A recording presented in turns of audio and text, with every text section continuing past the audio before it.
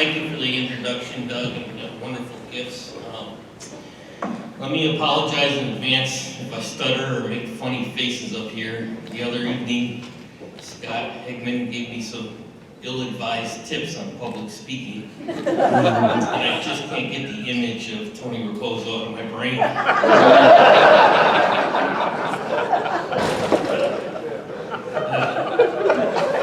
I'd also like to thank Fred Chesney for his terrific leadership over this last year. He's going to be hard to follow through his leadership through the pandemic, but the year's only begun.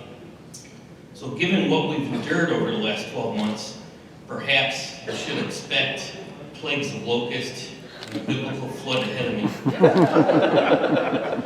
I'd also like to thank Ryan Schmidt. He's an extraordinary visionary and leader. I've admired Ryan since I saw him take the roles of chairman of NUCA of North Florida, then NUCA of Florida, and twice chairman of NUCA National. Ryan also got me involved with another board at the University of North Florida, which was the blessing that brought us to work together. I've developed a lifetime of friendships through NUCA and our industry, and it was two of those friends, hunting buddies and business partners, Jeff Rumer, Tom Olson, that said, "Man, do we have a deal for you." And it was my friends from North Florida that made me feel welcome from my very first meeting. Kathy and Paul Blackman, Kim and Mark Bryan, Rick and Shannon Erickson, Paul Gilsdorf, the Woodall family, all these friends kept me coming back. The path to leadership is never a journey you take alone. And I wouldn't be standing here without their support and confidence. Although I know most of you here, some of you are new to the NUCA convention experience. So first, a little bit about me. I'm Warren Atwell. I've been a NUCA member for a long time, and some 20 years ago, my boss at a small plant contractor told me I needed to go to a NUCA meeting. I had no idea what NUCA was or why I needed to go, but I took Ed's advice. I was raised in a construction family. I never wanted to do anything else but build. My first project I was ever exposed to with my grandfather's construction company was building a wastewater treatment plant. And I fell in love with digging deep holes with big iron, building huge concrete structures, and laying large diameter pipe. Growing up outside of Buffalo, New York, when I headed off to college, my parents, all they had to say to me was, "Bye, son." Okay.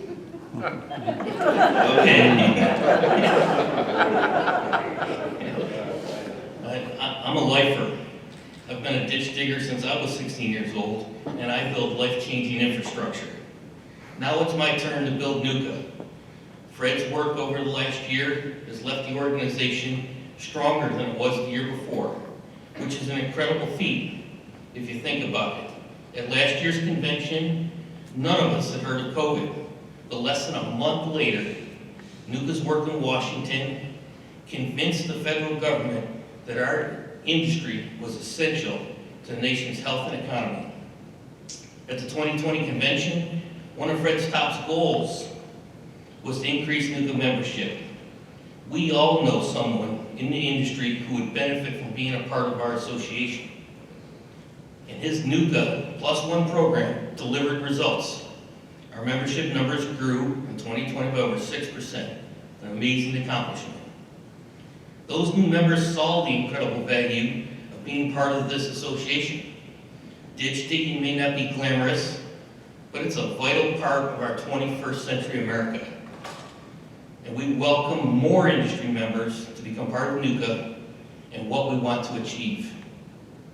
One of my top goals as chairman will be to continue the program of association membership growth.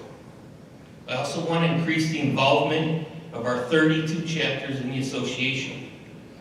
And I want to challenge each of you and our new members to get more involved with our 12 standing NUCA committees. I want to see an engaged and outspoken membership involved with our education, safety, and workforce development committees. Each committee is tasked with finding the path forward for our industry's future, but without your active involvement, these committees will be hard-pressed to achieve those results. I challenge each existing and future member of these committees with this question. How do we determine where our industry should go in the next 5 years? The next 10 years? What are those answers going to be?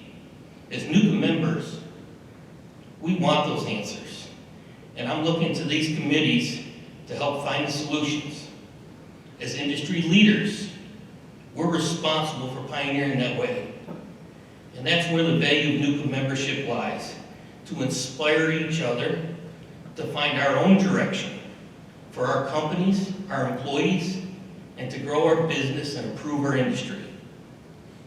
If I asked any past chairman what they sought when they took the leadership gavel, I'd wager they say they sought to inspire the NUCA membership to give back to the industry that has given us so much. That's what I'm asking of our chapters to help us achieve and for our committee members to accomplish. I want us to work together over the next year, and the results we'll achieve will only happen with your help. Thank you for this honor. I promise to lead this association to continued growth and inspire each of us to rise to the challenges of 2021 and make another year that we can be proud of. And thank you for your confidence in me.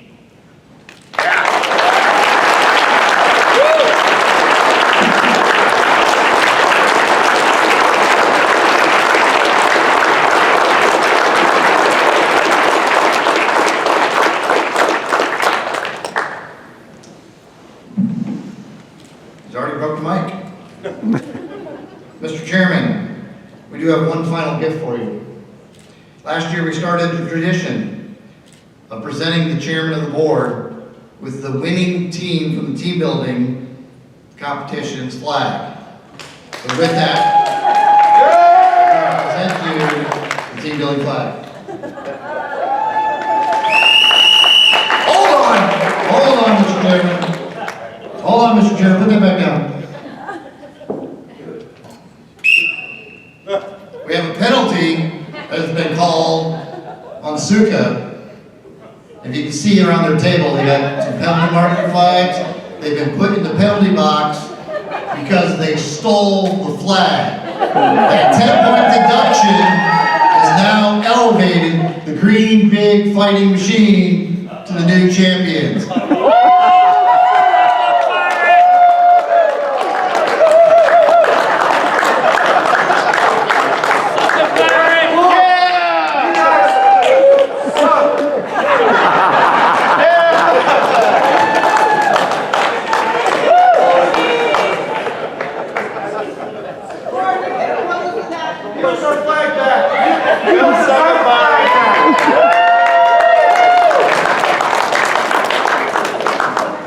Congratulations, Mr. Chairman.